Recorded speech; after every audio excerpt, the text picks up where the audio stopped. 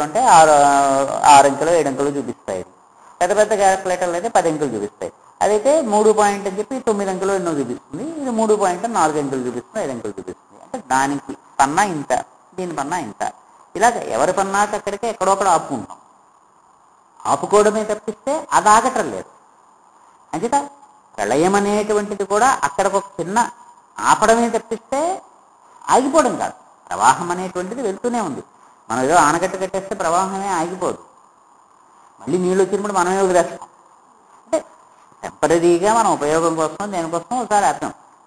ఎందుకంటే నీళ్లు లేనప్పుడు ఎండాకాలంలో వాడుకోవడానికి ఉంటుంది కదా అని చెప్పి, మళ్ళీ వర్షాకాలం వస్తే మళ్ళీ వదిలేస్తాం. వదిలేస్తే మళ్ళీ సాగుతూనే ఉంటుంది. అంచేత నీటికి సాగేటువంటి గుణము, కదిలేటువంటి గుణం, ప్రవహించేటువంటి గుణం ఉండడం అనేటువంటిది ఎప్పుడూ ఉంటూ ఉంటుంది. మనం టెంపరీగా బలవంతంగా ఒకసారి ఆపుతున్నాం అంతే.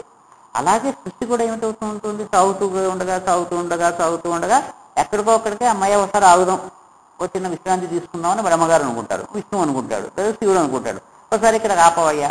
అది కామాయే కానీ సృష్టి కాదు. అలాంటి కామాలన్నీ లెక్క పెట్టుకునేటువంటి నాగం అనేటువంటిది అది శిశువు. అంతేనా? మామూల్లోనే ఆ జాతి వేరు, ఈ జాతి వేరు. అంటే వాళ్ళు పాములే, వీళ్ళు పాములే.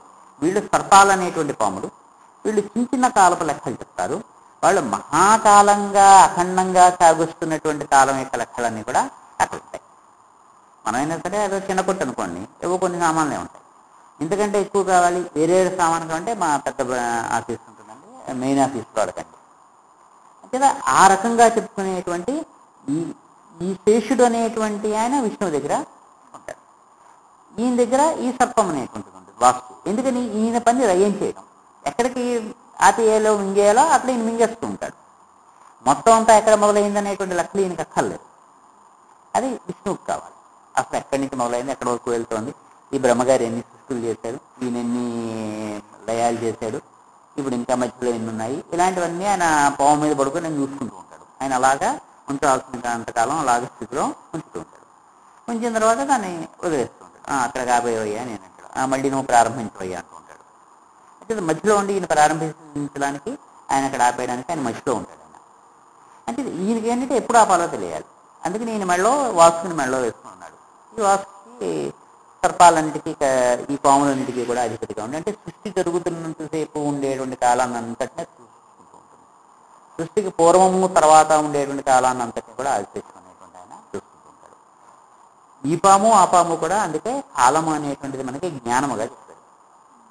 ఎందుకంటే కాలం అనేటువంటిది ఏమిటో మనకి తెలిస్తే అది జ్ఞానం అనేటువంటిది.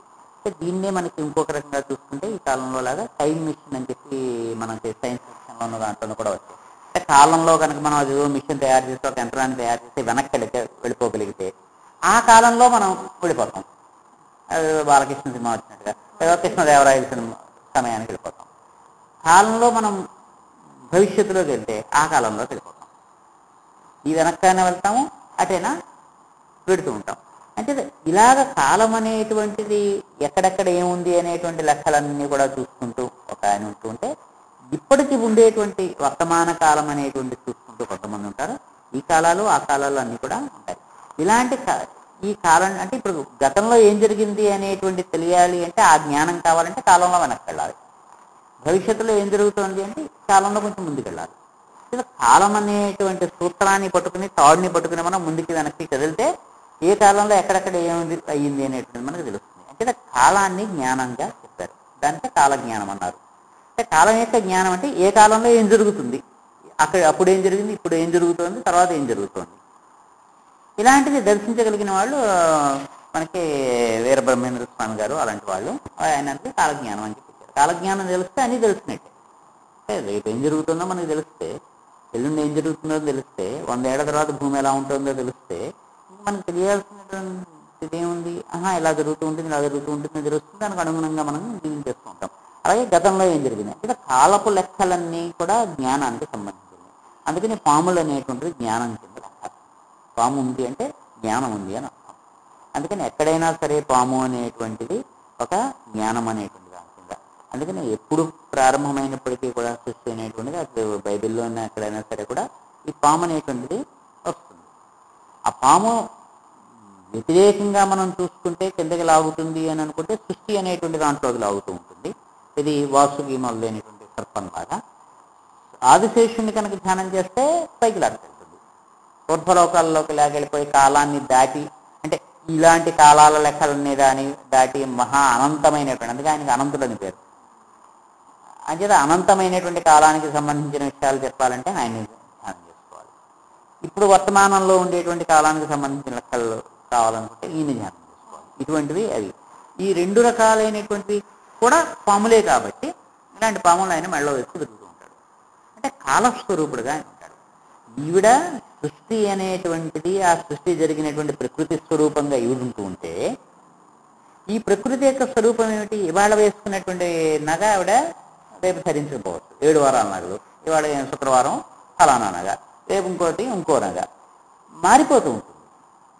ఋతువులు మారుతూ ఉంటాయి, రాత్రి పగళ్ళు మారుతూ ఉంటాయి, మనుషులు మారుతూ ఉంటారు, జన్మలు మారుతూ ఉంటాయి, ఇవన్నీ మారిపోతూ ఉంటాయి. కాలం అనేటువంటిది మాత్రం మారుతూ ఉండదు. అంటే మనకి రాత్రి పగలు మారుతుంది తప్పిస్తే వెనకాల ఉండేటువంటి కాలానికి అసలు ఇది రాత్రి కాదు పగలు కాదు, రెండు చిన్న బిందువులు అంతే. మనం ఏంటంటే రాత్రి అయింది పగలైంది, ఈ రాత్రి అలా భారంగా గడిచింది, అబ్బా అప్పుడే తెల్లారిపోయిందా, మనం అసలు అనుకోలేదు, స్నేహితులంతా వచ్చారు కబుర్లు చెప్పుకుంటున్నారు, రాత్రి అసలు కదిలినట్టే మనకు తెలియదు. లేదు మనం ఏదో దుఃఖంలో ఉన్నాం, పొద్దునే అప్పులు వాడు వస్తాడు, ఏం చేయాలో తెలియదు, మనకి రాత్రి అంతా భారంగా గడుస్తుంది, అయ్యో ఇంకా అప్పుడు ఇంకా గాఢంగా ఉంది. ఈ రకంగా అంటే ఈ రకమైనటువంటివన్నీ కూడా మనకి ఆ రాత్రితోటి పగలతోటి మారుతూ ఉంటాయి.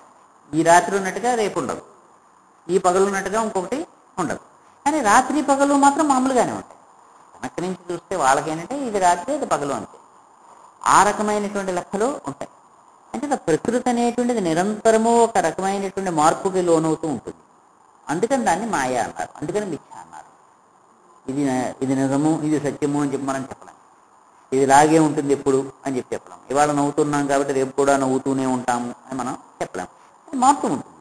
ఇంకా ఎక్కువ గట్టిగా నవ్వచ్చు, పగలబడి నవ్వచ్చు, ఏదో దుఃఖించవచ్చు, ఏదైనా జరగచ్చు. అంటే ఈ రకమైనటువంటి మార్పులన్నీ కూడా ఈవిడికి ఉంటాయి. చక్కగా నడుస్తుంటే చిన్న చిన్న శబ్దాలు చేయడం, శబ్దం అనేటువంటిది కూడా జరుగుతుంది, ఆగిపోతూ ఉంటుంది, మళ్ళీ శబ్దం చేస్తూ ఉంటుంది, ఆగిపోతూ ఉంటుంది. ఇలాగ చక్కమైనటువంటిదంతా ఈవిడికి ఉంటుంది. ఏమీ లేకుండా ఆ పాము యొక్క బుస్సు అనేటువంటిది ఏమిటి, దాని ఉచ్ఛ్వాస నిశ్వాసాలే. అది ప్రత్యేకించి అది శబ్దం చేయడం కాదు, అది కొంచెం గట్టిగా నిశ్వాసం చేసుకుంటే అది కొంచెం బుస్సుమని వినిపిస్తుంది. అది ఎప్పుడూ అలాగే బుస్సు అన్నట్టునే ఉంటుంది. పాము ఎక్కడో తిరుగుతుంటే బుస్సు అన్నట్టు ఉంటుంది. అది కావాలని చేసే శబ్దం కాదు, అది గాలి తెలుసడం వదులుకోవడమే దానికి. అంటే అది చేసేటువంటి శబ్దాలు నిత్యం అది అలా ఉంటూనే ఉంటాయి అంతే. అయితే అలాంటి పాము, ఆ పాము యొక్క నడకలు అనేటువంటివి ఈయన కట్టుకుంటూ ఉంటాడు. అంటే కాలస్వరూపుడుగా ఆయన ఉంటూ ఉంటాడు, సృష్టి స్వరూపంగా ఈవిడ ఉంటూ ఉంటుంది. అంటే ఈవిడవన్నీ చక్కగా సౌందర్యమైనటువంటి అందాలు ఇటువంటివన్నీ కూడా. అయితే ఇవన్నీ క్షణికమైనటువంటివి, అందుకని పక్కనే ఆయన ఉంటాడు. అందంగాను ఇంకా రకాలుగాను ఇవన్నీ ఉన్నప్పటికీ కూడా ఈ వెనకాల ఉన్నటువంటిది, అందుకే సాధారణంగా మీరు బొమ్మలు వేసినప్పుడు కూడా ఈ దేవతల్ని వాళ్ళని ఈ ఆడవాళ్ళను పెద్ద ముందు వేస్తూ ఉంటారు, వీడు కొంచెం వెనకాల ఒక అడుగు వెనకాల నుంచినట్టుగా ఉంటూ ఉంటారు. ఎప్పుడైనా మన మామూలుగా కూడా చూస్తే వీళ్ళు కొంచెం అంటే ఇలా చుట్టూ చేసి చూసినా కానీ ఒక కొద్దిగా వీళ్ళు ముందుకుంటుంటారు.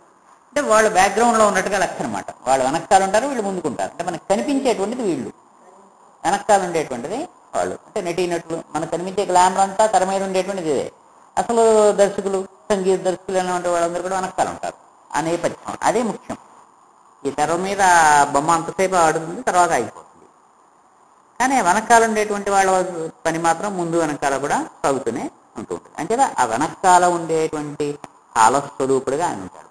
అంటే ఆ కాలానికి సంకేతమైనటువంటి పాముల్ని వాటిని ఆయన చూస్తూ ఉంటాడు. చక్కగా సృష్టి స్వరూపంగా ఈవిడ ఉంటూ ఉంటుంది. సృష్టికి సంకేతమైనటువంటి అందమైనటువంటి ఆభరణాలని వాటిని ఈవిడ చూస్తూ ఉంటుంది. అంటే ఒక అందమైనటువంటి మెరుపు, ఆ మెరుపు కనుక అవన్నీ కనుక తగ్గిపోతే దానికి మళ్ళీ మెరుగు పెట్టుకోవడము, ఇటువంటివన్నీ దీనికి సంబంధించినవి. దానికి సంబంధించినటువంటిది కాదు. దానికి సంబంధించిన ఏంటంటే కుబుసం వదలడం ఉంటుంది. అంటే కాలం మారుతోంది అంటే అంతవరకు ఉండేటువంటి ఆ కుబుసాన్ని వదిలిపెట్టేసి ఇంకొక కొత్త శరీరాన్ని తీసుకోవడం. అంటే అక్కడితో అది అయిపోయింది, ఇప్పుడు మళ్ళీ ఇంకొక కొత్త దాంట్లోకి వెళ్ళాం. అదొకటే వాళ్ళు దానికి ఉంటుంది. అంతకుముందు ఇప్పుడు కూడా అది అంతే, అపామే, అంతకుమించి ఏం లేదు. కానీ ఆ పైపొర వదిలేస్తుంది. ఇంకో పొర మళ్ళీ పట్టుకుంటూ ఉంటుంది. ఇక్కడ అలా కాదు. ఈ ఆభరణం ఉండొచ్చు, అది అప్పుడప్పుడు తరిగిపోవచ్చు, విరిగిపోవచ్చు, మనం మళ్ళీ జయించుకుంటూ ఉంటాం. ఇటువంటివన్నీ కూడా దానికి ఉండదు. రూపం మారచ్చు, ఇటువంటివన్నీ కూడా. ఇక్కడ ఆ రకమైనటువంటిది ఈవిడికి ఉండేటువంటిది, వెనకాల ఉండేటువంటి సత్యమైనటువంటిగా ఉండేటువంటిది ఆయనకు ఉండేటువంటిది అని చెప్పిన తర్వాత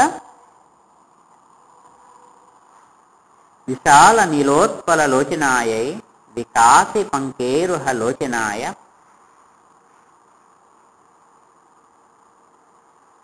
సమేక్షణాయే విసమేక్షణాయ నమశివాయే నమశివాయ. విశాల నీలోత్పల లోచనాయై వికాసి పంకేరుహ లోచనాయ సమేక్షణాయై విషమేక్షణాయ నమశివాయే నమశివాయ. కన్నుల్ని వర్ణిస్తున్నాడు. అక్కడ మళ్ళీ కళ్ళ దగ్గరికి వచ్చేటప్పటికి అంటే ఇద్దరు విశాలమైనటువంటి నేత్రాలే. పార్వతీదేవి పెద్ద వెడల్పు కన్నులు, ఈయనవి వెడల్పైనటువంటి కన్నులే. ఇద్దరిని వర్ణిస్తున్నాడు. విశాలమైనటువంటి నీలోత్పల నల్లటి కలువ లాంటి లోచనాయి కన్నులు కలిగినటువంటి ఆవిడ. చక్కగా నల్ల కలువులాగా పెద్ద కళ్ళు, నల్లటి కళ్ళు ఆవిడ. ఈ నెల కళ్ళు ఎలా ఉన్నాయట? వికాసి విచ్చుకున్నటువంటి పంకేరుహ పద్మాల లాంటి లోచనాలు. ఆవిడవేమో కలువలు లాంటి కళ్ళు, ఈవిడవేమో పద్మాల లాంటి కళ్ళు. అంత చక్కగా పెరుగుతుంది. అర్ధనారీశ్వర తత్వము వీళ్ళిద్దరిది కూడా. అదే మనిషిలో సగం ఆవిడ, సగం ఆవిడ. ఈ విష్ణువు అనుకోండి, శివుడు అనుకోండి, ఆ విరాట్ పురుషుడు ఎవరైనా సరే ఆయనకి సూర్యచంద్రులు ఇద్దరు నేత్రాలు చెప్తారు. ఒక కన్ను సూర్యుడు, ఒక కన్ను చంద్రుడు. అంటే కళ్ళు చూస్తాయి, అంటే వెలుగు అనేటువంటిది కళ్ళ ద్వారా, వెలుగు అనేటువంటి దానికి కళ్ళు. అందుకని కళ్ళు లేకపోతే గుడ్డి అంటే వెలుతురు లేదు అని అర్థం. అంటే చూడగలగడము అనేటువంటి శక్తికి వెలుగు అని చెప్పే అర్థం. అంటే వెలుగుని మనం చూడగలుగుతున్నాం. మనకి వెలుగునిచ్చేటువంటి వాళ్ళు సూర్యుడు, చంద్రుడు. అంటే సూర్యచంద్రులు ఇద్దరు కూడా కళ్ళు. ఎవరికి? వాళ్ళిద్దరికి కూడా. అంటే మనం ఆ మహాస్వరూపాన్ని అర్ధనారీశ్వర స్వరూపంగా భావించినా, లేదా మహావిష్ణువు అనుకున్నా, ఏదైనా సరే అర్ధనారీశ్వర స్వరూపంగా అనుకున్నప్పుడు సగం ఆవిడ, సగమైన. ఒకళ్ళ కళ్ళు చంద్రుడు, ఒకళ్ళ కళ్ళు సూర్యుడు. ఎంతగా కట్టుపడుతుంటే మనకి సృష్టిలో ఏమిటంటే పగటిపూట తామర పువ్వులు విచ్చుకుంటాయి. సూర్యుడు యొక్క వెలుగులో తామరలు విచ్చుకుంటాయి. రాత్రిపూట కలువులు విచ్చుకుంటాయి. వెన్నెల్లో కలువులు విచ్చుకుంటాయి.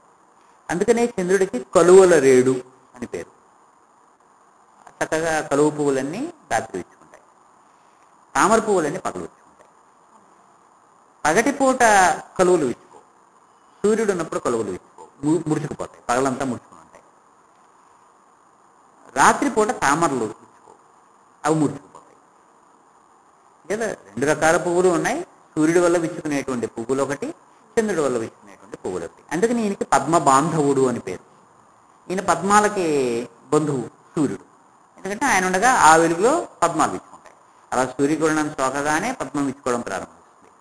కొంచెం ఆయన పైకి వచ్చేటప్పుడు చక్కగా విచ్చుకుంటుంది. సాయంత్రం అయ్యేటప్పటికి మళ్ళీ ముడుచుకుపోతుంది. సాయంత్రం అయ్యేటప్పటి నుంచి కలువు విచ్చుకోవడం ప్రారంభిస్తుంది. రాత్రిపూట మనం కోనేటిలోకి ఎక్కడికి వెళ్తే ఆ కలువులన్నీ విచ్చుకుంటాయి. అంటే ఒకే కోనేటిలో కనుక మనం తామరలు, కలువులు కనుక వేస్తే పగటిపూట కొన్ని విచ్చుకుని ఉంటాయి, రాత్రిపూట కొన్ని విచ్చుకుని ఉంటాయి. ఎప్పుడు కూడా చక్కగా నిండుగా ఉన్నట్టుగానే మనకి ఉంటూ ఉంటుంది. ఇప్పుడు ఈ ఇద్దరి కళ్ళు ఏమిటి? సూర్యుడి కళ్ళు ఒకటి, చంద్రుడి కన్ను ఒకటి. అంటే ఈవిడ కన్ను చంద్రుడి కన్నుట, ఆయన కన్ను సూర్యుడి కన్నుట. అందుకని ఈవిడ కన్నుని కలువుతోటి పోల్చాడు. విశాలమైనటువంటి కలువ పువ్వు లాంటి కన్ను అని చెప్పి ఈవిడికి చెప్పాడు. కలువు పువ్వు కన్ను అని చెప్పడంటే చంద్రుడు అని అర్థం. కలువ అనగానే మనకి చంద్రుడు అని ఉద్దేశం. అంటే ఈ కన్ను చంద్రుడు అనమాట. ఈయనవి వికాసి విచ్చుకునేటువంటి పంకేరుహం అంటే పద్మం. పద్మం లాంటి కళ్ళు అని చెప్పాడు. అంటే సూర్యుడు. అంటే సూర్యచంద్రులిద్దరూ కళ్ళు సుమా ఆ మహాపురుషుడికి ఆ అర్ధనారీశ్వర స్వరూపంలో ఈవిడ కళ్ళు చంద్రుడి యొక్క వెలుగులు, ఆవిడ యొక్క ఆయన కళ్ళు సూర్యుడి యొక్క వెలుగులు అని చెప్పడం. అందుకని ఇద్దరికి కూడా విశాలమైనటువంటి పద్మనేత్రాలు అనే పదమే వాడలేదు. ఇద్దరికి కలువులనే వాడలేదు. ఇద్దరికీ కూడా చెరోటి చెప్పాడు. చెప్తూ ఏం చేస్తాడు,